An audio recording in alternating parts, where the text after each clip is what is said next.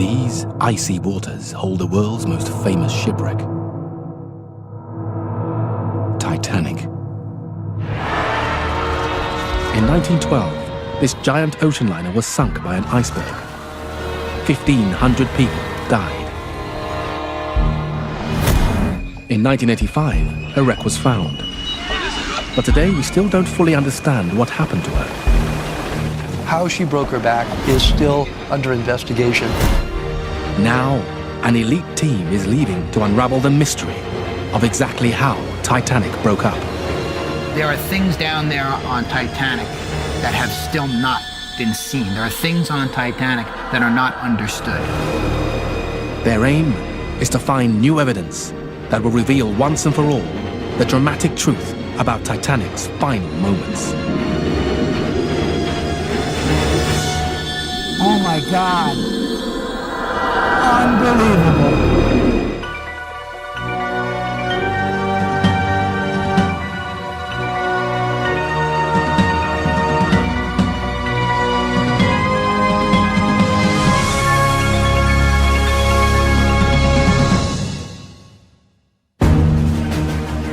It's the summer of 2005. From the calm waters of eastern Canada, a crack team is leaving for the ocean depths. Their mission? To explore the wreck of Titanic and solve the mystery of her final moments. Leading the investigation are Richie Kohler and John Chatterton, technical divers and expert shipwreck explorers. With the attention that has been given to Titanic, you would almost think that the story has been told, but in fact, it hasn't. The dive itself is so complex, difficult, and reliant on technology that every single dive only gets so much information. There are things down there on Titanic that have still not been seen. There are things on Titanic that are not understood. Titanic, the most well-known shipwreck in the world. This is an imposing icon for somebody that's interested in shipwrecks. This is the single place to be. To help them, Chatterton and Kohler have assembled an elite group with experts in fields from underwater imaging to naval architecture. Inference has gotten piled on inference until it's become fact and build up this whole myth of the sinking. Calling it a myth doesn't mean that it's wrong. That in fact could be the story, but it just means that it really hasn't been proven in the kind of rigorous way that you would really want to build history around.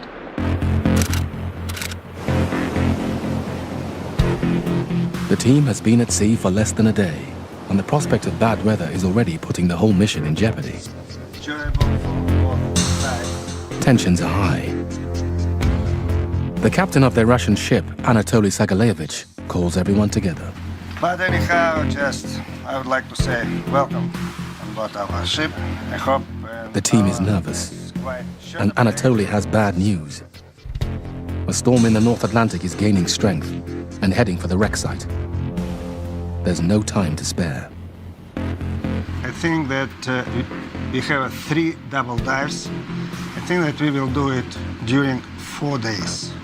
The team will now have just 3 dives. They had been counting on more.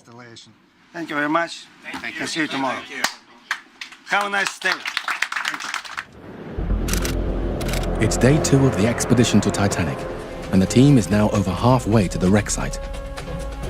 But with only 3 dives, every second underwater will be vital as they search for what they hope will be crucial evidence. We are here to try and look in a new area, because what I believe is in this area is evidence that could change the commonly held beliefs about the sinking of the Titanic and what actually happened on the night of April 14th, 1912. The generally accepted theory of Titanic sinking is that she suffered damage along her side. But the team believed Titanic also ran over the iceberg, damaging her bottom. This scenario is called the grounding theory.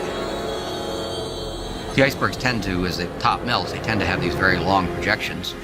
And that causes me to lean towards a grounding theory. It would be very surprising if there wasn't something under that iceberg for them to ground on. and to damage the bottom. 5 years ago, team member David Concannon made what he believes was a significant find. We found what we believe are sections of the hull, long sections as if a potato had been peeled back, ribbons of steel, far, far, far, far south of the known area of the wreck site. The sections of hull David believes he saw in 2000 would have reinforced the grounding theory and dramatically changed the picture of how Titanic sank. But then, disaster struck. We were firing off hundreds of still photographs, and unfortunately, when we came to the surface, we discovered that the film was not advancing in the camera. The proof he needed had slipped through his fingers. Now, 5 years on, David and the team are going back to look for the ribbons of steel. But it's a daunting task.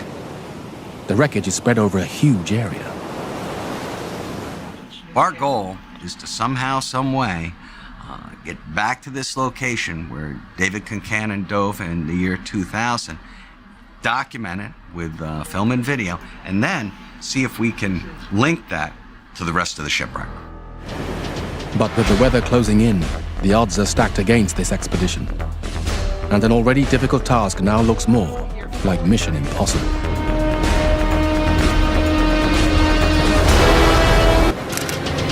There's less than a day to go until the Titanic expedition reaches the site of the wreck. The team's aim is to uncover new evidence which will solve the mystery about what happened in the ship's final moments.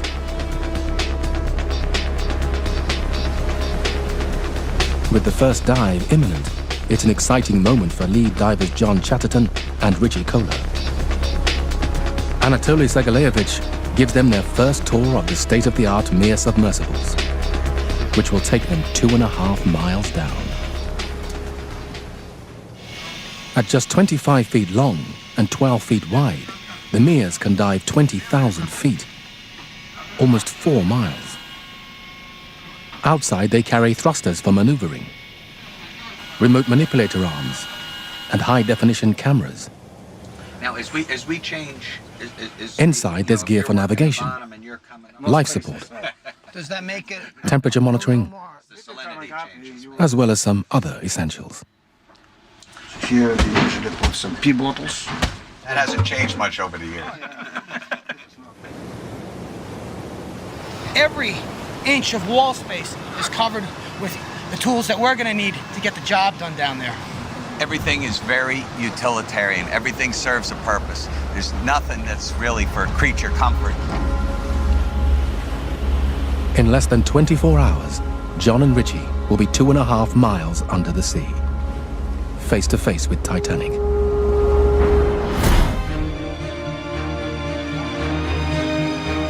Titanic's life started in 1909, when work began on her in a Belfast shipyard.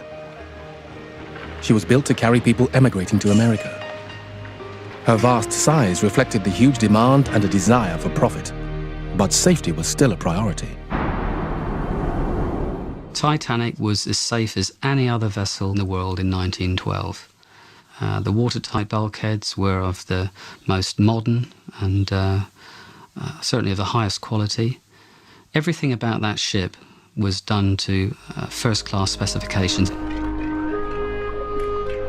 Titanic was designed with 16 watertight compartments, plus a double bottom.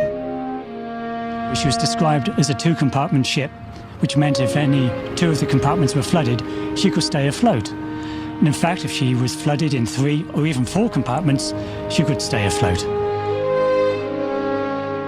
In June 1911, a Belfast newspaper and shipbuilder magazine both described Titanic as practically unsinkable. A comment echoed by the ship's captain, Edward J. Smith. I cannot imagine any condition which would cause a ship to founder. I cannot conceive of any vital disaster happening to this vessel. Modern shipbuilding has gone beyond that. There had never been, certainly in Smith's lifetime, a serious incident involving a large passenger vessel resulting in serious loss of life. So I think he was lulled into a false sense of security. On April 10th at midday, Titanic departed Southampton on her fateful voyage. 2,200 people were on board. A crew of 900 and 1,300 passengers. Initially, the weather was good, but then the ship received half a dozen ice warnings. Captain Smith moved his course 10 miles to the south, but he failed to post extra lookouts or to slow down.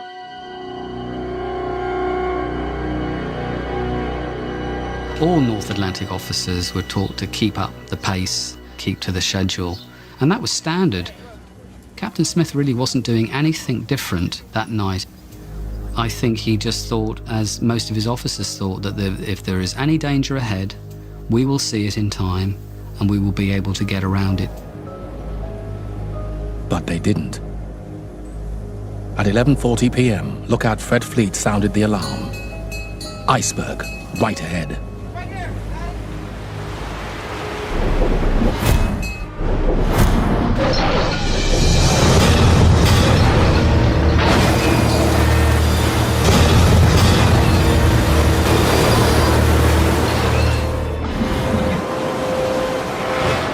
Trying to swerve around the iceberg, Titanic sideswiped it, bumping along in a series of blows.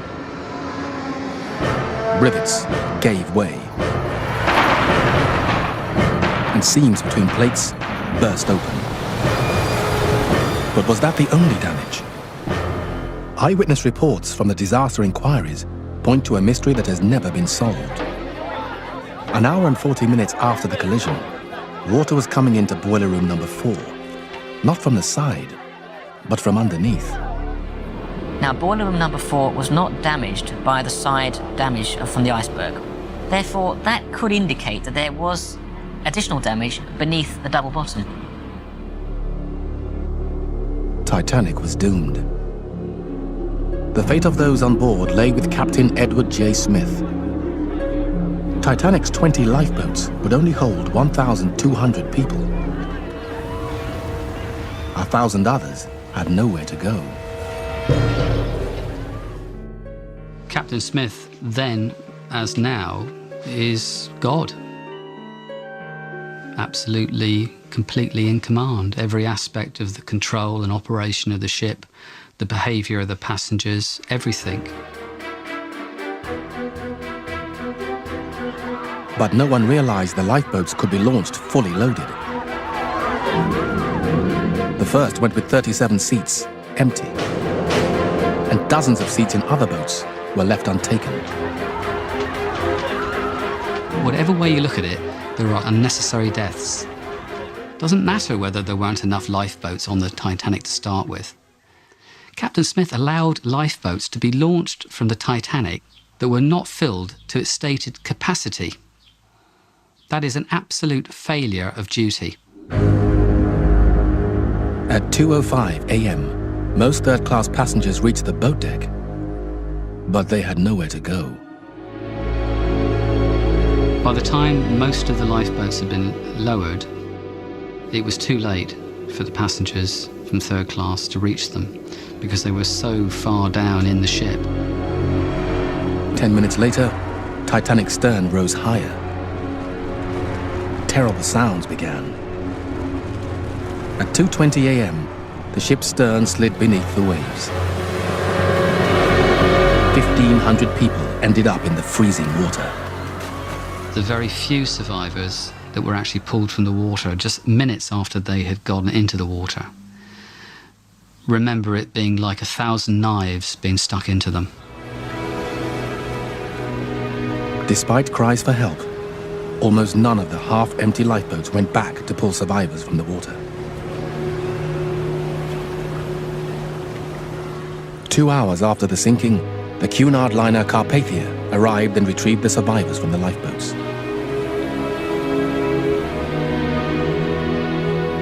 Sunrise revealed an enormous field of ice.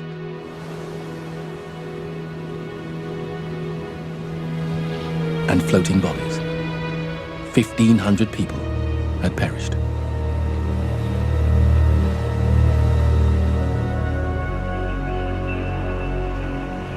The expedition has now reached the same waters where so many lost their lives. 2.5 miles beneath them is the wreck of Titanic. Anatoly starts his morning briefing. Okay, good morning, доброе утро. They open new page in our diving on Titanic. Real history page. Anatoly will take John Chatterton and David Concannon in Mir 1 to Titanic's stern, then head south to search for the ribbons of steel Concannon saw in 2000. Genya will pilot Mir 2. He will start at the bow, carrying Richie Kohler and Ralph White. Their objective is to document the wreck's deterioration, then explore the debris field. Weather very rough, but I think that we will be lucky.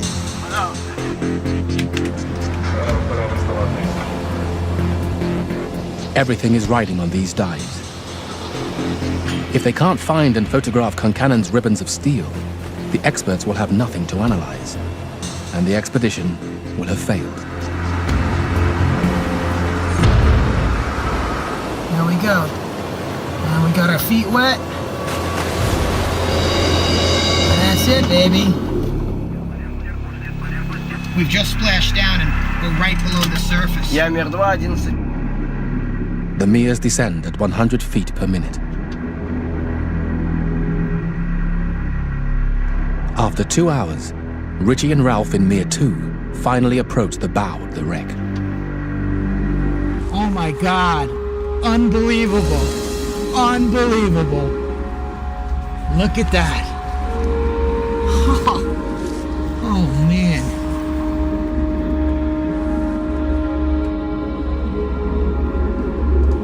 Oh wow. That's one of the cranes for picking up the anchors. Oh my God. Look at that. The wreck of Titanic is an amazing sight and occupies more than a square mile. The bow and stern sections are 800 meters apart, the bow pointing north and the stern south. Incredibly, even though the bow is deteriorating, some features are clearly intact, like the portside anchor, weighing over 7 tons. Behind the bridge, the officers' quarters, Captain Smith's cabin, and his bathtub. And up the mast, the hatchway for the lookouts. After climbing up through the mast, they would emerge here to stand watch in the crow's nest, now gone. From this spot, lookout Fred Fleet saw the iceberg.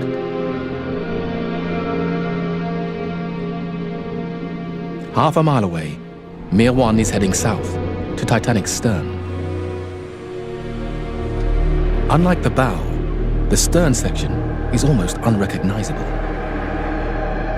It's an extraordinary scene of utter devastation. Only a few features are still intact. Clearly visible at the edge of the break is Titanic's double bottom. Also a massive engine, as tall as a 5-story building, and the huge propellers. The uppermost deck of the stern, called the poop deck, is peeled back like a tin can. Mir 1 moves to 600 meters south of the stern, searching for the ribbons of steel. Now, we are far away from the wreck. We're right where we should be, actually. I remember some of these big bowls. We saw a big cooking pot. David Concannon recognizes a familiar rise on the bottom. There's a hill. There's a hill, and there's dishes on the hill. You've got all kinds of stuff. This is a bona fide debris field. Then, suddenly, what seems like a breakthrough. Yeah. I've got some steel over here. What's this? Yeah? Piece of steel.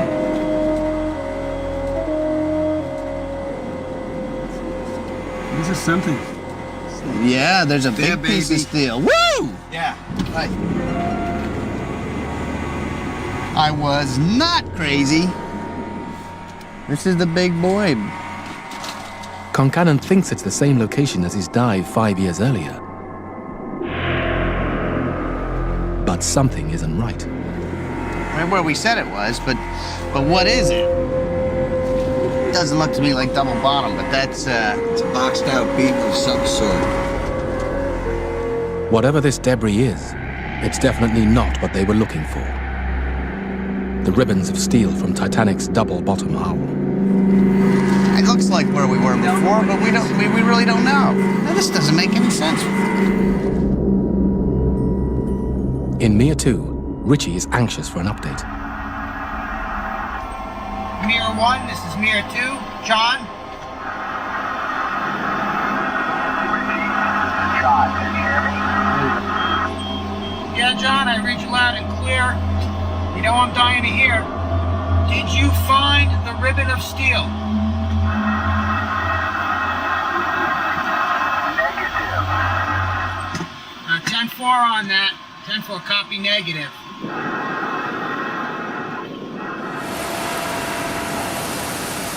The first dive is over. The team were unable to find the ribbons of steel they were looking for. Concannon may have misjudged what he saw in 2000. Or they may have been looking in the wrong place. We got down to that area. The hill was there, the metal was there, the ribbons of steel that I saw before we missed, which is they weren't where I thought they were, or we missed them entirely. Some people would say that not finding the ribbons of steel would be a bust. I don't look at it that way. I think that anytime you look outside the box, you expand the search, you're going to have to look at a lot of mud bottom, you're going to have to look at a lot of empty areas to find stuff. Either way, the team now have just 2 dives left to find what they came for. The pressure is on. It's the 3rd day of the Titanic expedition. On the first dive, the team were unable to find the ribbons of steel, the evidence which would have proved Titanic suffered damage to her bottom as well as her side. With just 2 dives left, they debriefed to urgently assess the situation. It didn't look like double bottom to me. It looked like a box beam, but I couldn't nail it down. A good portion of it is buried. But the failure to find the ribbons of steel is a major disappointment. But continuing further south, John Chatterton reports they did find an intriguing trail of debris. that continued on, it seemed to us like a relatively narrow corridor of debris, specifically coal. It literally is a trail that leads you right to the stern of the wreck. It's like a runway. A narrow trail, mostly of coal, extends for nearly a mile south of the stern. Sections of debris. It suggests Titanic may have traveled a good distance with a sizable hole in her. This thing had to be opened from the bottom, thousands of feet away. Yes, and because of the heavy objects that came out that we know would have gone virtually straight down, those are all up near the bow and the stern. So this is a long distance for her to have floated with a hole in her. No, I think what I'd like to do is to sort of give an idea of the drift of the coal, but I think it's the tape I really want to sort The trail of coal is interesting, but no one's sure if it's significant. We then quickly moved up onto the wreck, and we... Then it's Richie and Ralph's turn. Anchor chain, the captain's, Captain Smith's cabin. They may not have found any evidence, but the experience has still been profound. And then came up and followed the main mast up right onto the bridge where we looked at the telemotor.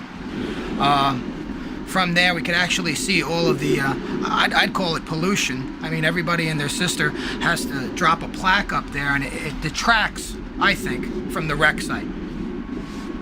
The next most dramatic visual for me is to come onto the stern, because for me, that's where the human story of Titanic is. That's where people fought for their lives. It's a very emotional thing.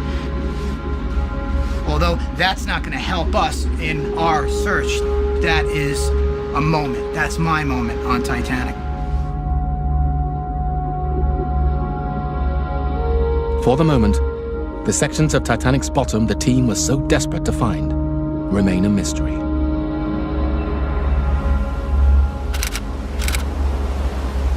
The next day, They gather to scrutinize every detail of the first dive. We hadn't come into it from the same direction as before. That's what's concerning me. Now, and Simon, at this point, the realization is settling in that this isn't the bottom of the hull. The only thing that I've seen that even remotely looks like this is the expansion joint. You know, could be part of the expansion joint. It's part of the stove. Kitchen stove. Yeah. Oh, okay, that would make sense. You are looking at it. Meanwhile, Roger Long and Ralph White are making a second dive in the Mir submersible. The expedition is still working on the grounding theory, that Titanic suffered impact to her bottom as well as her side. The objective of this dive is to examine the bilge keels, two narrow strips of steel running along part of the hull. If the theory is right, the starboard bilge keel would almost certainly be damaged.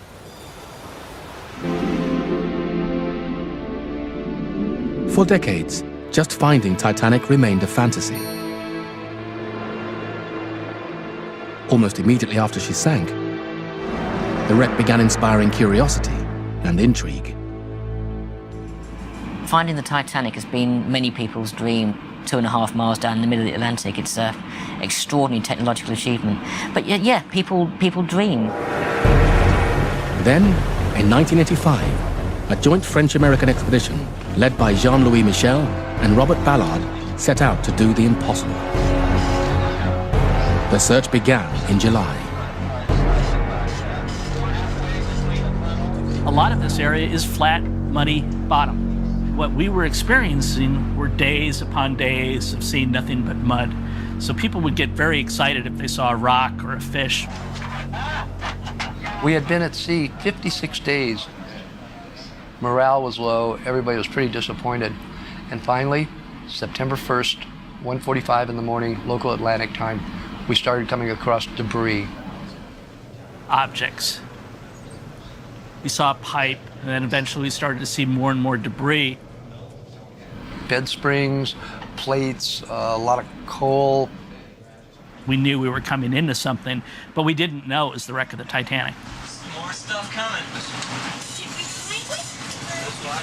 And then finally, this huge single-sided boiler with the 3 unique stoking ports. The boiler! Yes. Fantastic! All right! We had a picture of a boiler sitting in a warehouse before the Titanic was built. Everybody kind of looked to see if it was the same boiler. And it matched perfectly. That's a Titanic boiler! And there was kind of a yes, yes, yes, you know?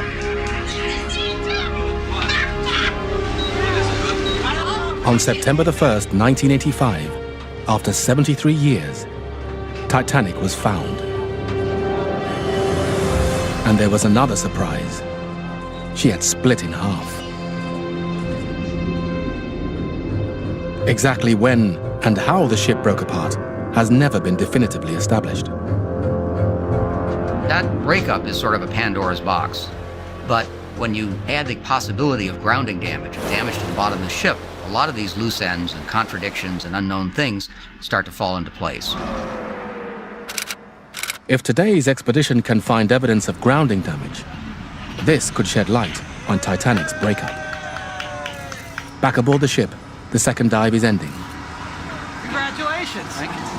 So, how'd it go? How was it? We actually got under and could see the curve of the bilge, and I don't see any sign of inner bottom damage. Now, we haven't seen all of it, but there's what's visible. Roger and Ralph have seen no damage to the starboard bilge keel. No evidence to support the grounding theory.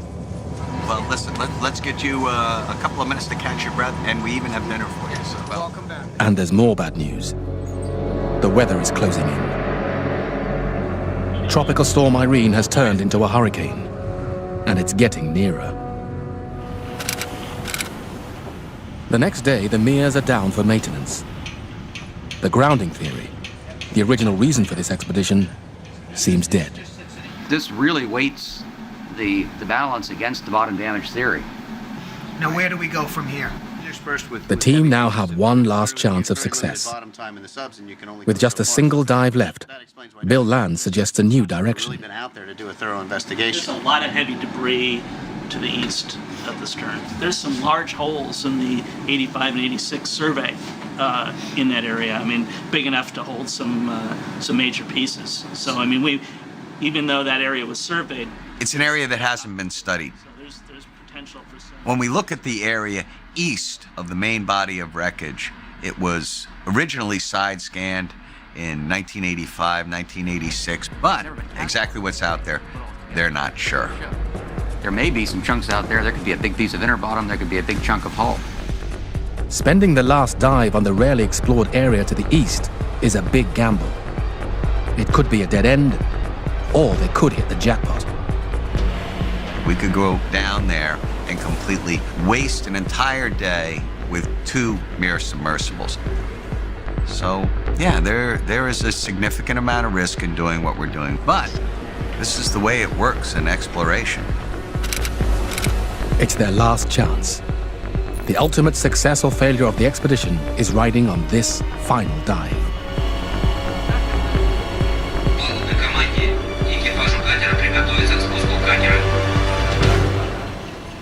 I've been involved with many expeditions out to the Titanic, and what I feel really fortunate about being on this expedition is that this expedition is not just looking at making a documentary, but it's looking at trying to solve some questions. We haven't been able to find it, but who knows, they might get lucky today and find that one little critical piece of evidence that will change the whole story of Titanic. While the navigators track the near submersibles, the rest of the expedition are forced to wait for news. Right now, there's nothing we can do. They're down there, they're looking around. We've given them as much information as we can give them. All we can do now is wait and hope that when they come back, they've got what we need. 7 meters. Okay, we're 3 feet off the bottom. 2.5 miles below, one of the Mias has found something. You see objects? Oh yeah, I see something now. Yes. Okay, yeah, look at that, huh? Is that part of the bilge keel? I don't know, John. I can't see out my port yet. I think that is it. Yes, yes, yes.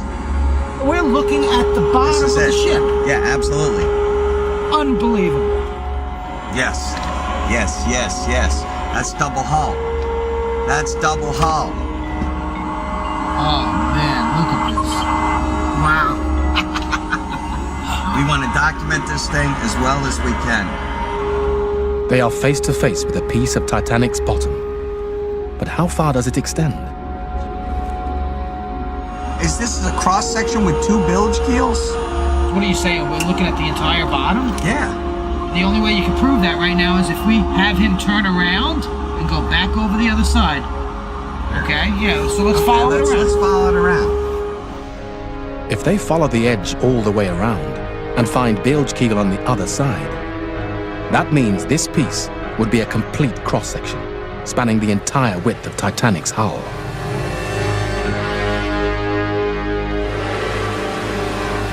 There's the keel.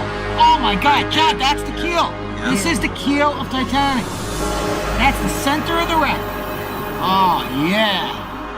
Look at that. There it is. The center keel is the structural spine of the ship. They keep looking further.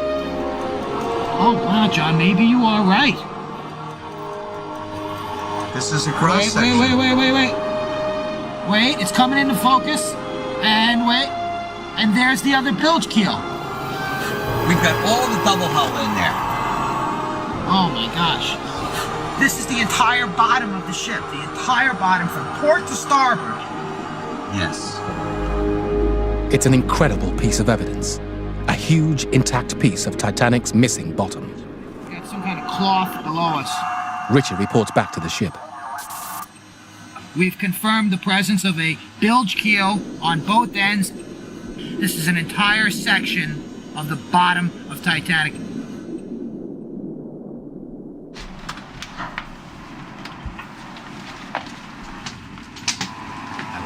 I was going to come find you. They have found what appears to be a complete section of the inner bottom, upside down, with with the paint still on it. Show me where they found it. Within the hour, there's more amazing news. Mir 2 sights a second intact piece of double bottom, a few hundred yards from the first. It really is amazing. First thing we hit is something Genya hasn't seen before. Spectacular. Incredibly, on their last dive, the team have found what could be crucial evidence.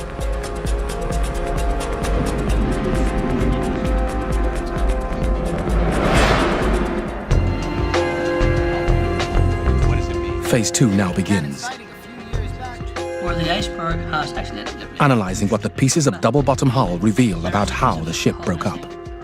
I would say when the ship sank, that piece literally bounced into the air.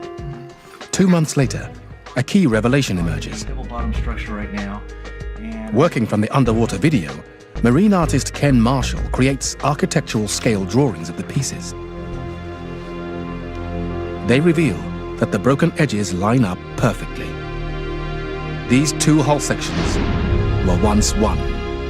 That is totally awe-inspiring. That is the most significant piece of Titanic footage I've ever seen in my life. Together, the two pieces account for almost 70 feet of Titanic's bottom, located just beneath and aft of the third funnel, right where she broke apart. These pieces are the best forensic evidence engineers and marine architects have ever had to understand the breakup. The big question is, what exactly will this evidence reveal about Titanic's final moments? The one thing this expedition did very well was go down and record the edges so we can see exactly what the shape of the steel at the moment it separated. And we can see places where things were pushed together, places where things were bent. And if we can go back and fit all of those pieces together, we may be able to sort of run the movie in reverse and come up with a very good explanation of exactly how the ship came apart. Months of planning and hard work have reached a climax. The mystery of what exactly happened in Titanic's final moments could be about to be solved. 4 months after the team's expedition to Titanic, they gather for the moment of truth. Will the pieces of Titanic's hull they found reveal anything about the ship's fateful final moments? Since the breakup was confirmed in 1985, most Titanic researchers have come to believe it began just before the final plunge. According to this theory, Titanic reached a high angle, over 30 degrees, and the weight of the unsupported stern caused the structure to fail, cracking from the top down.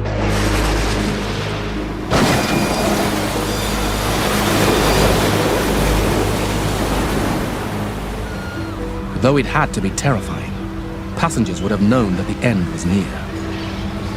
The ship was starting down, and in moments, they would be in the water. The only thing I could conclude was that this was a much more chaotic... But to Roger Long, the evidence the expedition found suggests the nature and timing of the breakup may have been different. The edges of the pieces of Titanic's hull came from exactly where the ship broke up, and, crucially, they were cleanly broken off.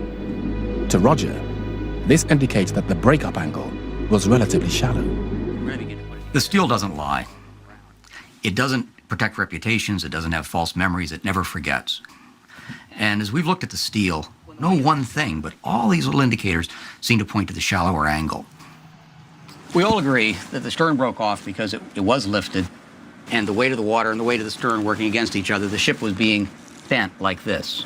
And when you bend a long structure like a ship or a girder, the top of it stretches and gets longer, and the bottom gets pushed together. So you've got tension at the top and compression at the bottom, and somewhere in the middle. Roger believes if the stern snapped off at a high angle, the edges of the break would be pulled apart at the top and pushed together or compressed at the bottom. But the broken edges of the upper decks of Titanic's bow section don't seem to just have been pulled apart. They're mangled and bent steeply downwards. And the edges of the double-bottom hull the expedition found, that should be crushed and compressed, instead appear to have separated cleanly. If it broke from this high angle, everything up the top side should be quite clean and straight and all of the chaos and the jumbling and the crunching together should be down at the bottom. And we see exactly the opposite. And furthermore, if it crashed off like in the movie, everything would have separated and we wouldn't have seen these evidence of all these pieces being mashed in on themselves and twisted and so forth. So the key point is that something interrupted the breakup. Roger now thinks that the breakup began at a shallow angle, perhaps as little as 11 degrees, and progressed in 2 stages. So what that means basically to me is that the inner bottom broke separately from the ship. First, the upper structure fails and starts to crack. The crack stops at the double bottom, which is now all that's holding Titanic together. She starts to bend under the strain. The sides separate, and the double bottom starts to fail. Tons of water pull the middle of the ship down, bending Titanic the other way. Upper decks are compressed and mangled together. The bow heads for the bottom. The stern is the last to sink. This scenario, with the breakup starting at a shallower angle, suggests the 1,500 people still aboard may have been caught by surprise. Ultimately, it's a very different human experience because this whole question of hope comes in. That people are on board a ship that appears to be not sinking very fast. And it was very reasonable at that point to believe that it might float for a considerably longer period of time. So if we accept that the breakup happened at this point, this early breakup, I think we come inescapably to the conclusion that the breakup was not something that just happened as the ship made her final plunge, but the breakup caused the final plunge. The breakup determined when the ship sank, and therefore the breakup determined whether a lot of people lived or died. What you just stated there is backed up by personal testimony. The order of the launching of the lifeboats was very orderly. It appears that the crew had in mind that they had longer to get people off. They knew that the ship was going to sink, but that they might have more time than what it turned out to be. So there's crew members who actually state they did not think the ship was going to sink. They thought it would settle to a certain point and then it would stop sinking. I think that's what everyone was expecting, was that she would float as her own lifeboat until the Carpathia got there, until rescue ships arrived. Going to slow down the rate at which this. So according to Roger Long's theory, those on board were caught unawares by the speed of the breakup. And if Titanic had floated longer, the few hours of extra time crew members had hoped for might have made all the difference.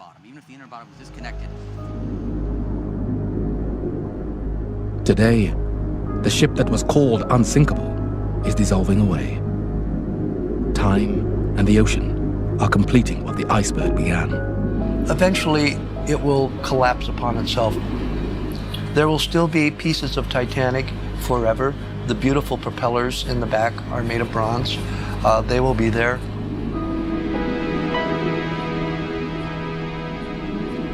The telemotor gears, they'll be there.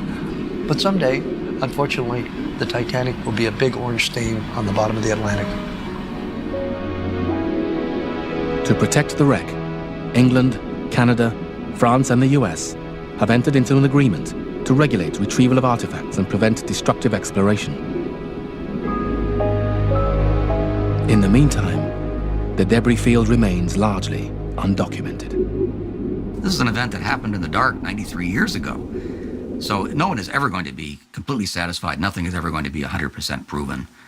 But I think we've come a long, long way towards understanding it. Against all the odds, the team have solved the biggest mystery left by the disaster of April 14th, 1912. After decades of debate, we now know what really happened in Titanic's final moments.